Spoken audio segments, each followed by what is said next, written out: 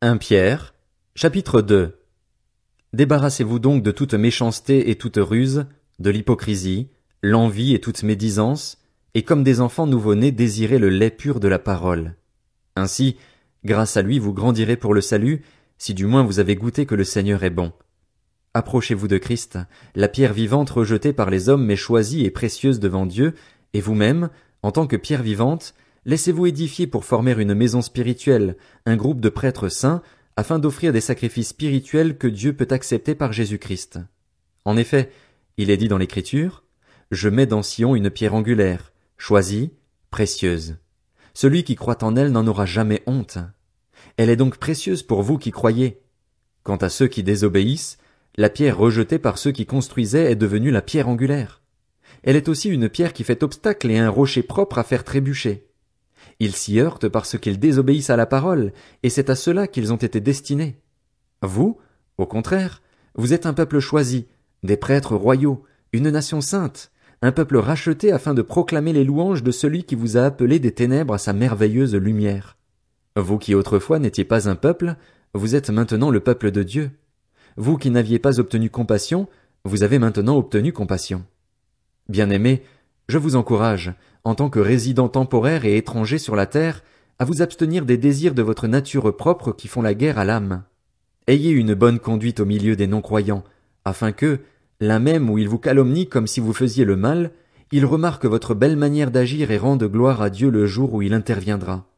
À cause du Seigneur, soumettez-vous à toutes les institutions établies parmi les hommes, soit au roi parce qu'il est au-dessus de tous, soit aux gouverneurs parce qu'ils sont envoyés par lui pour punir ceux qui font le mal et approuver ceux qui font le bien. En effet, c'est la volonté de Dieu qu'en pratiquant le bien vous réduisiez au silence l'ignorance des hommes dépourvus de bon sens. Comportez-vous en homme libre, sans faire de la liberté un voile qui couvre la méchanceté mais en agissant au contraire comme des serviteurs de Dieu. Respectez chacun, aimez les frères et sœurs, craignez Dieu, honorez le roi. Serviteurs, soumettez-vous avec le plus grand respect à vos maîtres, non seulement à ceux qui font preuve de bonté et de douceur, mais aussi à ceux qui ont l'esprit pervers, car c'est une grâce de supporter des difficultés en souffrant injustement pour garder bonne conscience envers Dieu. En effet, quelle gloire y a-t-il à endurer de mauvais traitements si vous commettez des fautes? Mais si vous endurez la souffrance alors que vous faites ce qui est bien, c'est une grâce aux yeux de Dieu.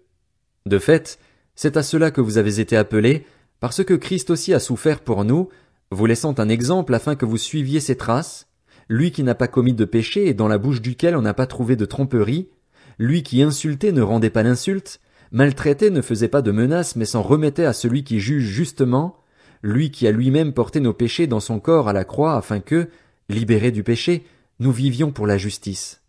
C'est par ces blessures que vous avez été guéris. Vous étiez en effet comme des brebis égarées, mais maintenant vous êtes retournés vers le berger et le protecteur de votre âme. 1 Pierre, chapitre 3. Vous de même, femmes, soumettez-vous à votre mari. Ainsi, ceux qui refusent de croire à la parole pourront être gagnés sans parole par la conduite de leurs femmes, en observant votre manière de vivre pure et respectueuse, que votre parure ne soit pas une parure extérieure, cheveux tressés, ornements d'or ou vêtements élégants, mais plutôt celle intérieure et cachée du cœur, la pureté incorruptible d'un esprit doux et paisible, qui est d'une grande valeur devant Dieu.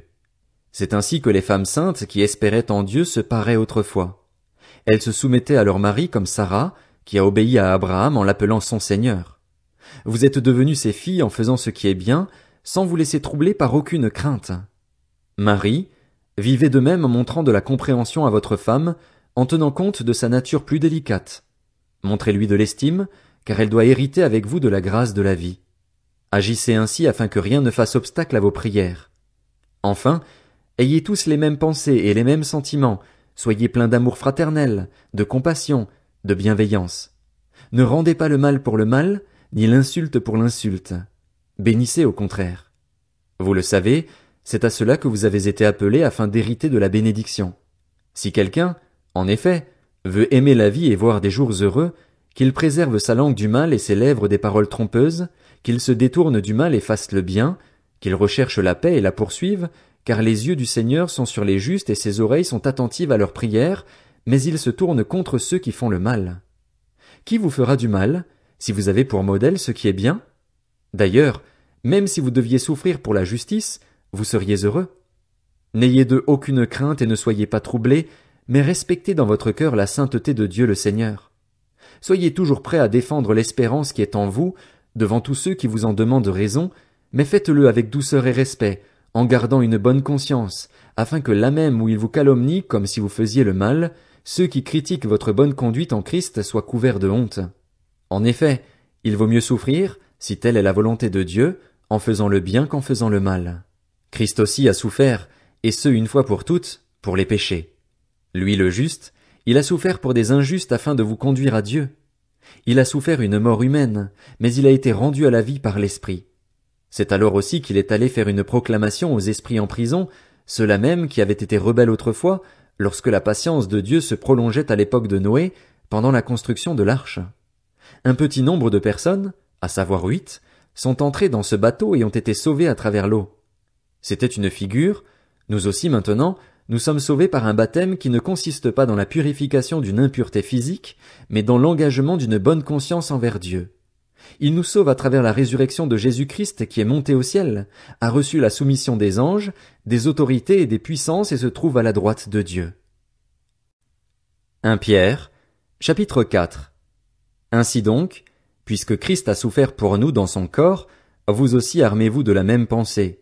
Celui qui a souffert dans son corps en a fini avec le péché afin de ne plus vivre en suivant les désirs des hommes, mais la volonté de Dieu, pendant le temps qu'il lui reste à vivre ici-bas. C'est déjà bien suffisant d'avoir par le passé accompli la volonté des non-croyants en marchant dans les désordres, les convoitises, l'ivrognerie, les orgies et autres beuveries ainsi que dans les idolâtries criminelles. Aussi trouve-t-il étrange que vous ne vous précipitiez plus avec eux dans le même débordement de débauche, et ils vous calomnient. Ils rendront des comptes à celui qui est prêt à juger les vivants et les morts. En effet, l'Évangile a aussi été annoncé aux morts afin qu'après avoir été jugés comme tous les hommes ici-bas, ils vivent selon Dieu par l'Esprit. La fin de toute chose est proche. Soyez donc sages et sobres afin de vous livrer à la prière. Avant tout, ayez un amour ardent les uns pour les autres, car l'amour couvrira une foule de péchés. Exercez l'hospitalité les uns envers les autres sans murmurer. Comme de bons intendants des diverses grâces de Dieu, mettez chacun au service des autres le don que vous avez reçu. Si quelqu'un parle, qu'il annonce les paroles révélées de Dieu. Si quelqu'un accomplit un service, qu'il le fasse avec la force que Dieu communique, afin qu'en tout Dieu reçoive la gloire qui lui est due à travers Jésus-Christ. C'est à lui qu'appartiennent la gloire et la puissance, au siècle des siècles. Amen. Mes bien-aimés, ne soyez pas surpris de la fournaise qui sévit parmi vous pour vous éprouver, comme s'il vous arrivait quelque chose d'étrange.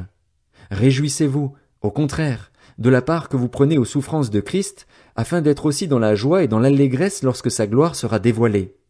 Si vous êtes insultés à cause du nom de Christ, vous êtes heureux, parce que l'Esprit de gloire, l'Esprit de Dieu, repose sur vous. Eux, ils blasphèment l'Esprit, tandis que vous lui rendez gloire. Que personne parmi vous n'ait à souffrir pour avoir tué, volé, fait le mal ou pour s'être mêlé des affaires d'autrui. Mais si quelqu'un souffre parce qu'il est chrétien, qu'il n'en ait pas honte. Au contraire, qu'il rende gloire à Dieu dans cette situation. En effet, c'est le moment où le jugement commence, et il commence par la maison de Dieu. Or, si c'est par nous qu'il débute, quelle sera la fin de ceux qui n'obéissent pas à l'évangile de Dieu? Et si le juste est sauvé avec peine, que deviendront l'impie et le pécheur? Ainsi, que ceux qui souffrent selon la volonté de Dieu s'en remettent à lui comme au fidèle Créateur, en faisant ce qui est bien.